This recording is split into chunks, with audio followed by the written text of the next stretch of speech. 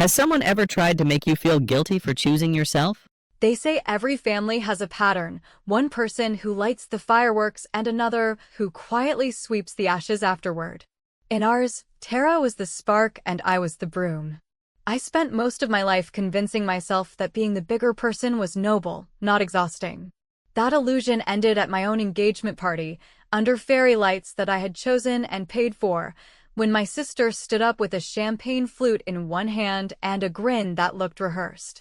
She tapped the glass, cleared her throat, and announced in a trembling, camera-ready voice that she and her husband were expecting a baby.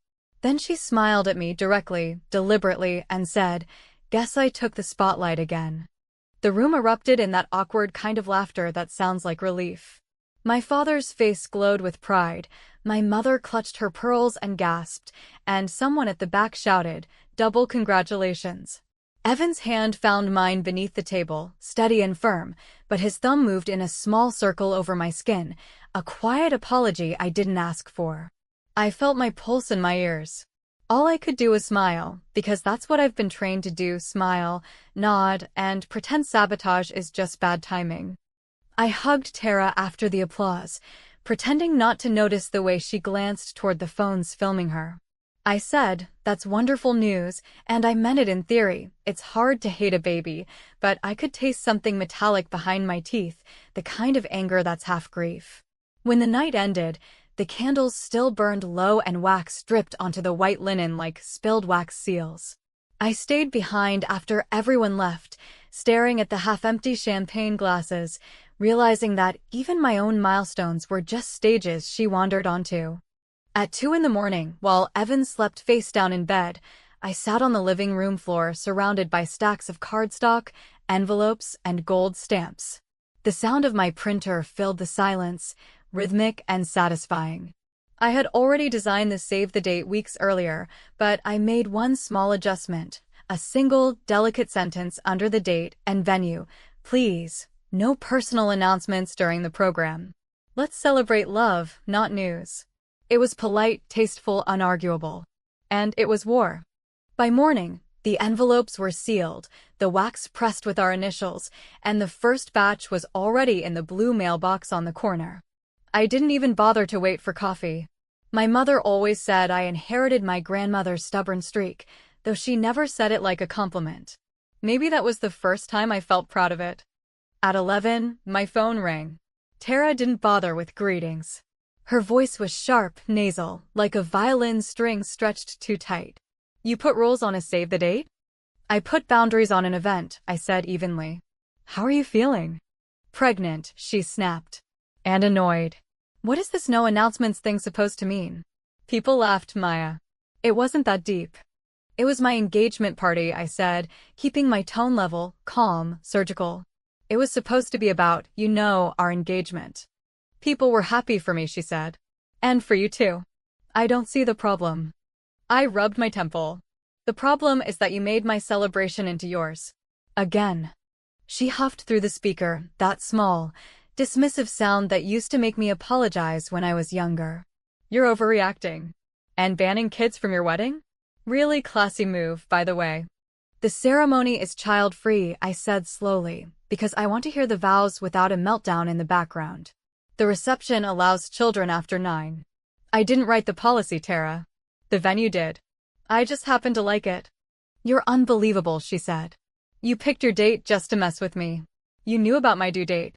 "Your ultrasound was 2 weeks ago," I replied. "We booked the venue in February." She went silent for a few seconds, and I could practically hear her cycling through her favorite escape routes: deflect, joke, guilt, repeat. Then she finally muttered, "Mom said your tone was icy last night." "Mom's tone was Chardonnay," I said before I could stop myself. Tara gasped. "You're such a—" She stopped short, switched tactics mid-sentence, and hissed, "You think you're clever. But you're not going to make me the villain of your big day." "I'll be gracious. I'll be supportive. I'll be quiet," I said. She hung up. The silence after her call felt heavier than the conversation itself. The kind of silence that sits in your chest and vibrates. I was still staring at my phone when a text arrived from Aunt Denise, the one relative who's never been fooled by Tara's act. The message was short, with an attached photo. "You should see this," she wrote. The picture was a screenshot of a notes app from Tara's phone, caught over her shoulder at brunch weeks earlier. The title read, "Engagement Party? Announce baby? Maybe with balloons." The timestamp was from 21 days before the party. I just stared at it for a long time. I wasn't even shocked, more like validated. I finally had proof that the oops had been scripted. Evan came into the kitchen, rubbing sleep from his eyes, and found me sitting at the counter with my phone face up. I handed it to him. He read it once, then again, then exhaled a slow whistle. "She planned it," he said quietly. "She planned it," I echoed, not sure if it felt like victory or nausea. He poured coffee, set a mug in front of me, and asked, "What do you want to do?" I took a sip, the bitterness grounding me. Not scream. Not cry. Just stop letting her write the story. "So, boundaries," he said with a faint smile. "Adulting 101. "Exactly," I said. But this time with paperwork. By evening, I was on the phone with the wedding planner, calmly requesting a new clause in every vendor contract. No unscheduled speeches, stunts, or announcements without prior written approval from the bride. She paused, then said, "That's unusual." "I'm unusual," I replied. "And extremely organized." When I hung up, I felt something shift, small, quiet, final. For the first time in years, I didn't feel like the supporting character in Tara's Spotlight. I felt like someone who finally understood that peace isn't the absence of conflict. Sometimes, it's the refusal to perform for someone else's applause. And as I went to bed that night, I didn't check my phone again. I knew Tara would call. I knew she'd find a way to twist this. But I also knew one thing with absolute certainty: she had underestimated how far I was willing to go to protect my happiness. The war had started with a smirk, and I wasn't planning to lose it with a smile. When the sun climbed over the roofs and lit the kitchen tiles in a clean slice of white that made everything look honest whether I wanted it or not, my phone began its predictable chorus of family diplomacy. Because in our house, the fastest way to avoid a real conversation has always been a group text loaded with passive-aggressive cushions. And my mother led with a masterpiece about how last night was emotional for everyone and how the best course would be for me to call my sister and reaffirm sisterhood so we could reset the vibe before the bridal shower, which translated neatly into "please swallow the insult" and label it sentimentality, so we do not have to admit we let it happen. While my father chimed in with a note about how the save-the-date language felt icy and might upset grandparents who prefer open celebrations, and although he will never admit it, that man would rather pay a cancellation fee than sit through 15 minutes of tension that might make him put down his fork.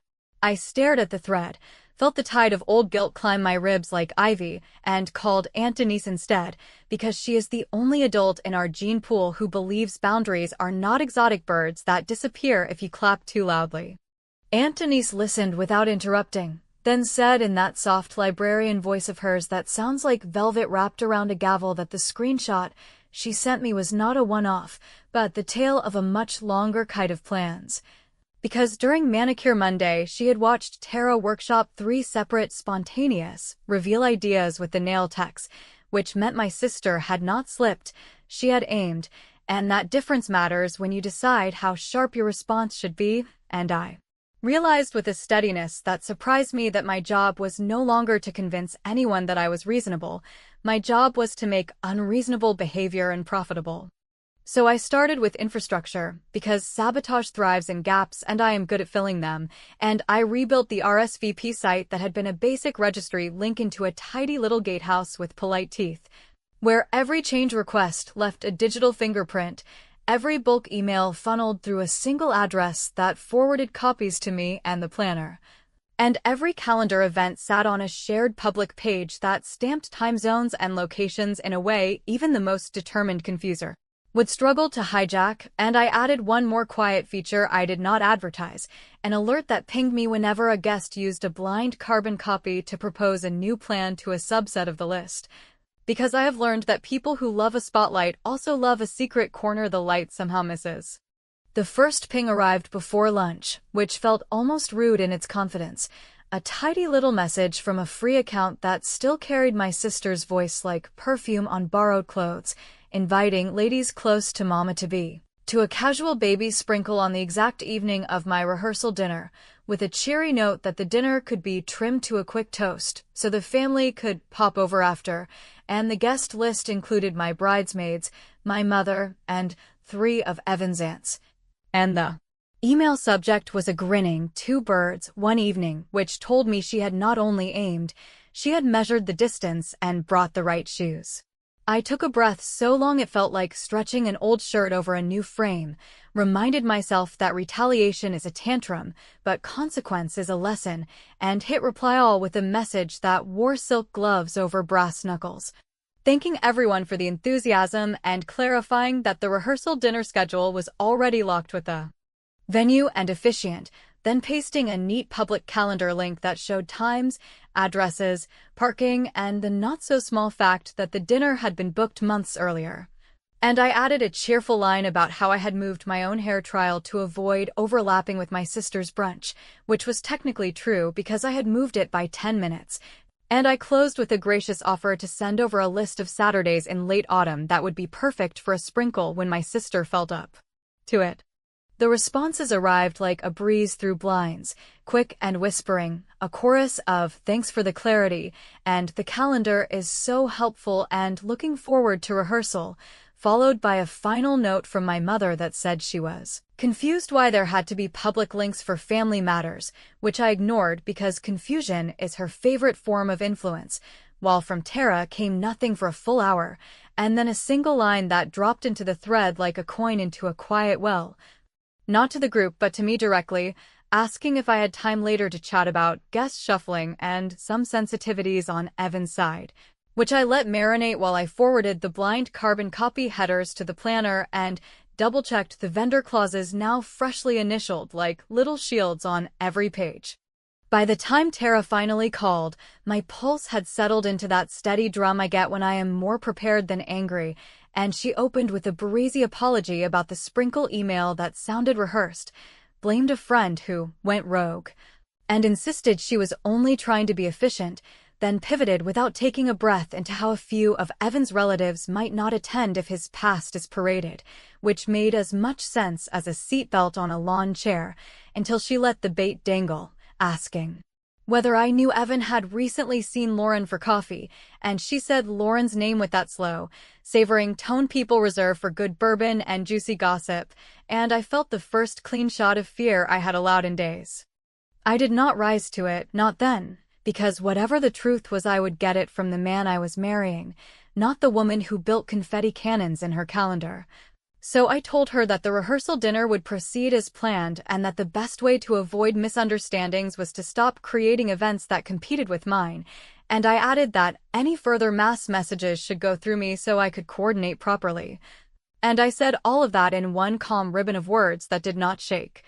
After which she laughed without humor and told me I could paste all the links I wanted, but families do not run on spreadsheets, they run on loyalty, and then she ended the call with a soft little dagger, suggesting that I ask Evan about the latte he bought for his ex and the box of letters he returned, because it would be a shame if the only surprise at the wedding was mine. The morning after Tara's call unfolded with that deceptive calm that always seems to settle before a new wave of chaos, and I remember thinking that maybe, just maybe, she had finally run out of schemes. Though deep down I knew my sister never let silence exist for long, because silence meant she wasn't being watched. The bridal shower was supposed to be simple, a brunch with my closest friends, the kind of quiet celebration I'd promised myself I'd protect from theatrics. The cafe we'd rented was bright, all glass and pale wood, the kind of place where conversations sound polite even when they aren't. Evan had warned me to keep my expectations low, and I had smiled because lowering expectations around Tara was practically family tradition. The first sign of trouble wasn't the oversized box that 2 of her friends carried in, wrapped in pink paper and ribbon thick enough to lasso a horse. It was the way Tara followed behind them, face tilted toward the crowd, pretending embarrassment that didn't reach her eyes. I knew that look. It was her pre-apology for whatever she was about to do. Just cupcakes, she said lightly, as if those words alone erased a decade of sabotaged parties. Thought we could sweeten the mood.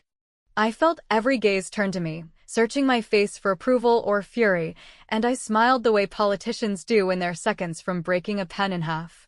She began to peel back the ribbon, and one of her friends fumbled with her phone to start recording, which told me everything I needed to know. Tara wasn't here to celebrate me.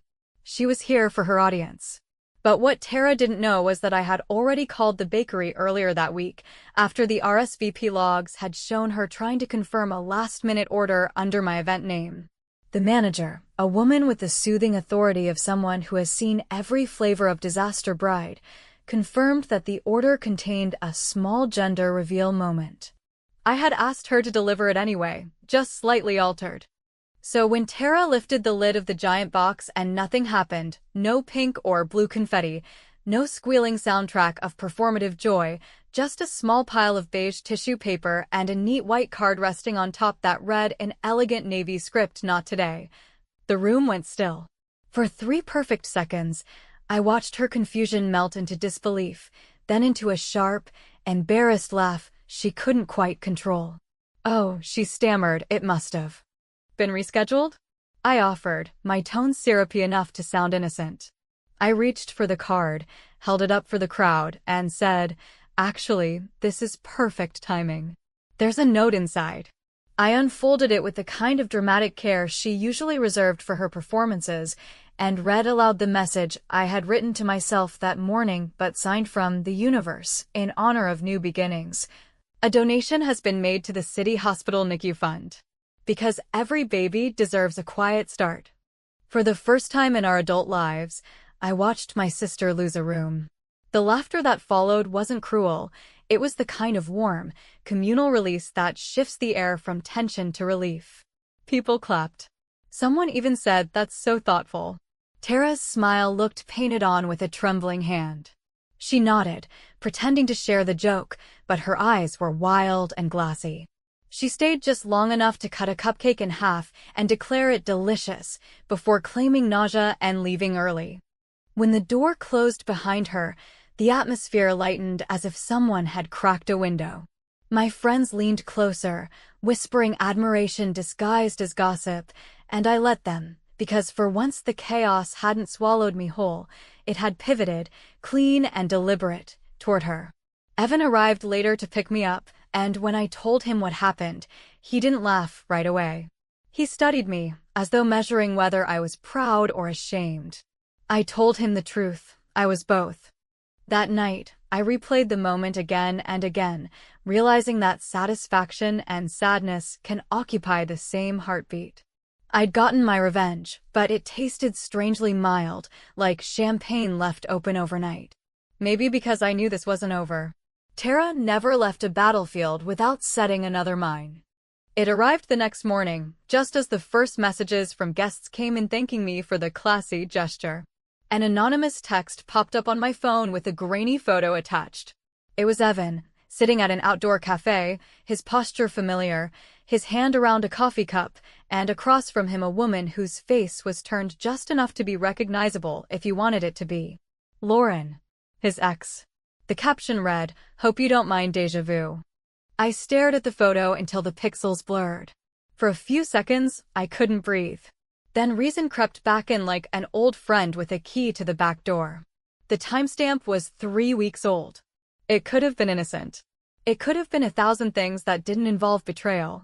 But I also knew Tara's patterns. She never attacked directly. She planted doubts and watched them sprout. Evan came home later with flowers, oblivious to the storm in my chest.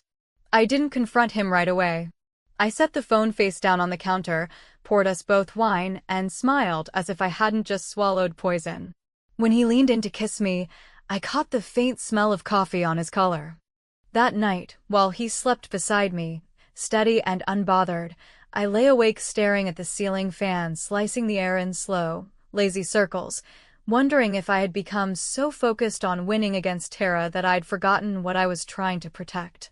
Somewhere between her confetti and my counterattack, the truth had turned slippery, and I wasn't sure if I was holding it or losing it. I didn't know then that the next message I'd receive would force me to find out.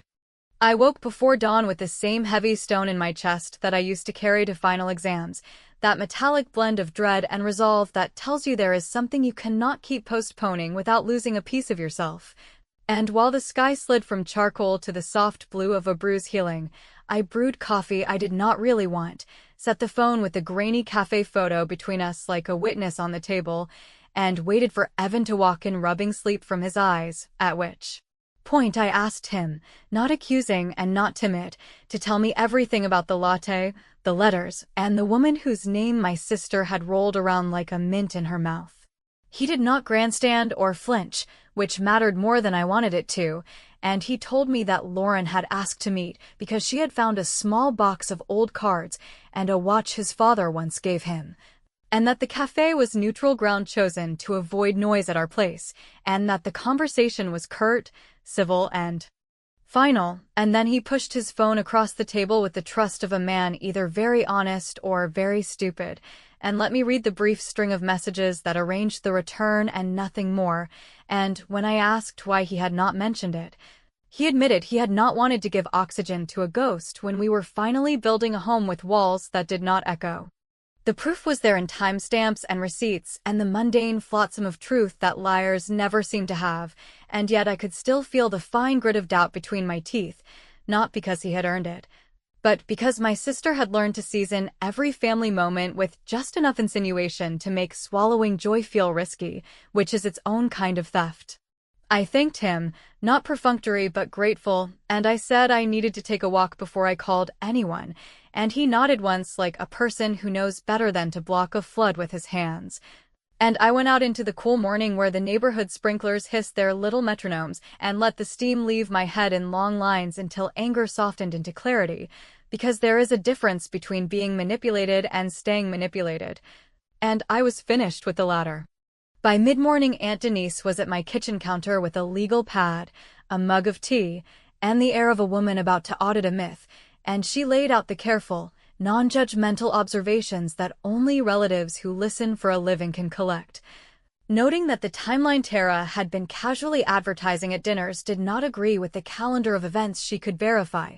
From the weekend Tara claimed she felt the first wave of nausea to the appointment dates she had bragged about to her hairdresser, which would be farce if it were not the prelude to my wedding, and Aunt Denise, in that velvet gavel voice, suggested that I send a single calm message to the family with the true schedule for the rehearsal, the ceremony, and the reception, and include the smallest possible clarification that Evan's coffee errand had ended weeks ago with the return of heirlooms and nothing romantic, thus clearing the fog without lighting a match near any fuse. I knew what she was really proposing, which was to slide a mirror onto the table and let people see what they had been clapping for, and I will admit that the tactic scratched some vindictive itch deep in me that had not been satisfied by cupcakes or beige tissue notes. So I wrote the update as if I were my own publicist, steady and human and free of adjectives that could be read as gloating, and I posted the shared timeline link that our planner had already loved for its efficiency. And I dropped one paragraph in the middle about how Evan had wrapped up a small errand with an ex several weeks earlier to return a family watch and old letters, and that we were grateful to close that loop before vows that deserved clean air. And I did not mention the photo or the anonymous caption or my sister's pointed insinuations, because a good consequence does not need a narrator, it needs a spotlight, and I had already installed those. Within the hour, a wave of replies washed back that sounded exactly like good sense usually sounds when people are relieved of the burden of pretending they do not see what they see. A string of thank yous and cannot waits, and one from my mother that insisted she had never doubted Evan, which was generous and untrue in equal measure.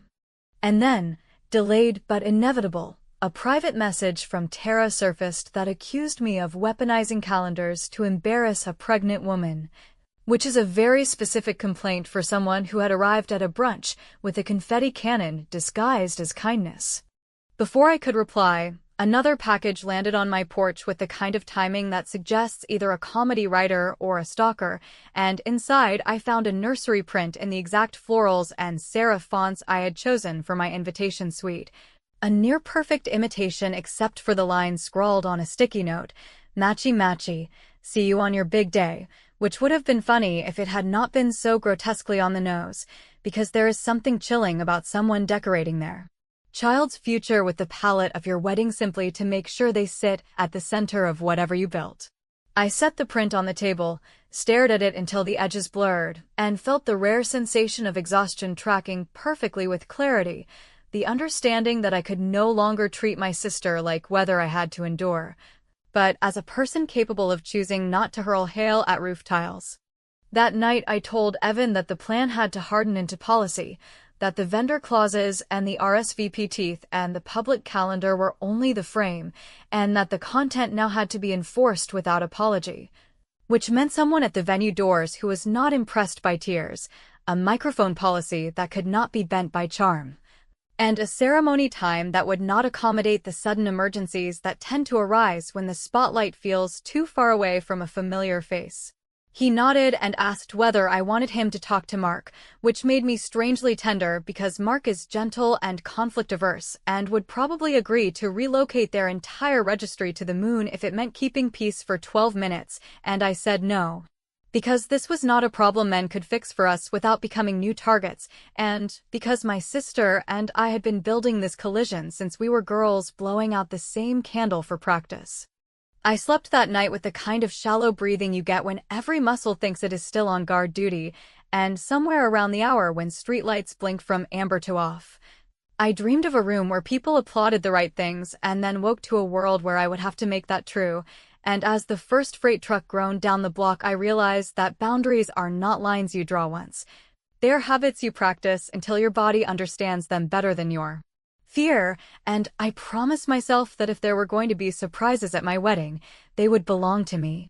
The week of the wedding arrived like a train you could see for miles and still somehow not prepare for, its momentum unstoppable, its sound filling every space of my head, and although everything was set, the flowers arranged in restrained elegance, the guest list trimmed to a manageable collection of allies and potential liabilities, I could sense that somewhere beyond the neatly printed itineraries, my sister was pacing with that restless energy of someone denied her final act. My planner confirmed it first, her voice flat with the professional calm that only money can buy, explaining that Tara had scheduled her baby shower for the very same afternoon as our rehearsal brunch, then shifted it to the morning of the wedding itself when too few guests RSVP'd yes, a maneuver so blatant it almost felt nostalgic. I remember laughing, not because it was funny, but because the absurdity had finally become predictable, like the closing scene of a play you've seen too many times to still be hurt by. Evan, ever practical, wanted to address it head-on, to call Mark, to reason, to use logic in a family where logic had always been treated like an optional condiment. But I told him to leave it. There was nothing left to reason with. I had already redrafted the day's timeline in secret with the planner, moving the ceremony half an hour earlier, an invisible adjustment that would guarantee Tara's grand entrance, if she attempted one, would arrive into silence and closed doors. My revenge would be quiet, procedural, undeniable. No one would see the seams. The morning of the wedding was clear, cold, and unnervingly still, that kind of stillness that makes every movement feel staged. The venue staff floated around in purposeful silence while I sat before the mirror, staring at a reflection I almost didn't recognize. The woman looking back had the face of someone who had outgrown her own hesitation. The makeup artist kept calling me calm, but what she meant was controlled, because calm is what people call you when they don't understand that stillness can also be armor. My parents arrived early, my mother carrying her worry like an accessory, my father avoiding my eyes as though neutrality could still pass for virtue. Tara, of course, was late. Her text arrived an hour before the ceremony, running behind, can't find parking, baby brain. Followed by a winking emoji I refused to interpret. Evan's jaw tightened, but I only smiled. Everything was already in place. The ceremony began without her. The doors were locked once the aisle music started, as planned, a courtesy I had insisted on under the guise of maintaining flow, and as I walked toward Evan through the garden archway framed in pale roses, I felt the strangest rush of gratitude. Not just for him, but for the realization that survival isn't always about winning. It's about learning when not to flinch. The vows unfolded clean and unbroken, every word audible, every silence earned. For once, the story belonged entirely to us. It wasn't until the reception that she appeared, a half-hour late, wearing a maternity gown that glimmered too brightly under the chandelier light, her smile carved into a performance she hadn't rehearsed enough. Guests clapped politely, out of habit, but the air was no longer hers to command. When she hugged me, her perfume was too sweet, the kind that lingers like a threat. "Congratulations, little sister," she whispered, her breath hot against my cheek. "You got your perfect moment." "I did," I said. "Thank you for not ruining it." Dinner passed in the kind of cautious peace that feels like the eye of a storm, and when the toasts began, I could almost believe we might escape unscathed. My father spoke of love, my mother of faith, Evan of partnership, and then it was my turn. I took the mic, looked at the room, and said that every wedding is a lesson in boundaries, who crosses them, who respects them, and who learns that love without respect is just noise. People laughed softly, thinking it was philosophy. But Tara knew. She always knew. And then, as though some internal clock refused to accept defeat, she stood. The clink of her fork against a glass rang through the hall like a small explosion. "I just want to say," she began, her smile wide, her voice trembling with the excitement of reclaiming lost ground. But before she could continue, one of the venue staff approached, discreet and efficient, whispering something only she could hear. Her face froze, her mouth still shaped around an unfinished word, and the staff member gently took the microphone from her hand, offering an apologetic nod as they walked away. It was not dramatic. It was surgical. The room exhaled. She sat down slowly, her eyes locked on mine across the tables, no longer furious, just hollow, as though the reality had finally clicked that she could not command the story anymore. For the first time in years, I felt neither anger nor triumph, only a kind of quiet mourning for the sisterhood we'd buried under decades of competition disguised as affection. Later, after the dancing and the endless goodbyes, as the hall emptied and Evan went to settle with the vendors, Tara approached me outside by the fountain, where the air smelled of night-blooming jasmine and exhaustion. Her heels dangled from one hand, her posture smaller than I'd ever seen it. "You picked your date after my first ultrasound," she said quietly, no venom, just fatigue. "You knew I'd be showing. You wanted to make sure everyone saw." I looked at her and felt the weight of 100 childhood arguments pressed into one impossible second. Maybe she was right. Maybe some small part of me had done exactly that. Or maybe it was coincidence dressed up as karma. I didn't answer, because no answer would satisfy either of us. A month later, when the noise had faded and our thank you cards were finally mailed, I sent her one last package. Inside was a framed photo from the wedding, Tara mid-laughter, genuine and unguarded, holding a place card that read, "Sister." No note, no caption, nothing to suggest victory or forgiveness. Just an image of the one moment that hadn't been a performance. Sometimes I think she understood what I meant. Other times, I think she never will. But I've learned that peace doesn't always come from closure. Sometimes it arrives in silence, in the spaces where you stop explaining yourself and simply let the truth breathe without needing to prove it.